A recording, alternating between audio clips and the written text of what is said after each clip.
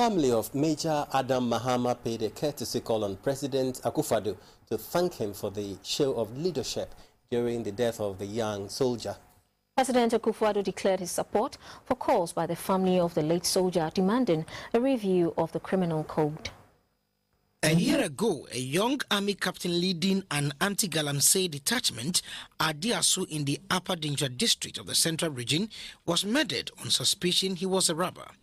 The young captain with the 5th Infantry Battalion of the Ghana Armed Forces, Major Adam Mahama, had gone on his usual morning exercise on May 29, 2017, when residents attacked and clubbed him to death at Dintraboasi. The Commander-in-Chief of the Ghana Armed Forces, President Akufo-Addo, after posthumously honoring the gallant soldier with a major title, promised continued support for the family. The family of Major Mahama were at the seat of government to say thank you to President Akufo-Addo. For the family, the president kept his promise and supported the family in a number of ways since the death of their beloved son, Major Maxwell Adam Mahama. Spokesperson of the family, Mr. Ahmed Zakaria Sakara, used the occasion to register their grievance that the number of people charged in the case were not enough, and attributed that to provisions in the country's criminal code. We would like to take this opportunity to make a comment that if Maxwell's death will cause a review of some processes of our criminal system, we would appreciate it, because we thought that those who saw the videos of Maxwell's murder and the initial arrest made by the police gave the number above 50. However, the legal system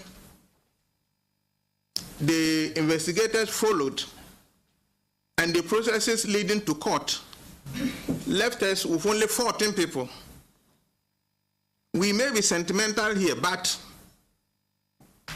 the law is the law. President Akufo-Addo said throughout history, major reforms have been carried out as a result of tragedies, and he was hopeful that the late Major Mahama's death would be a vehicle for that.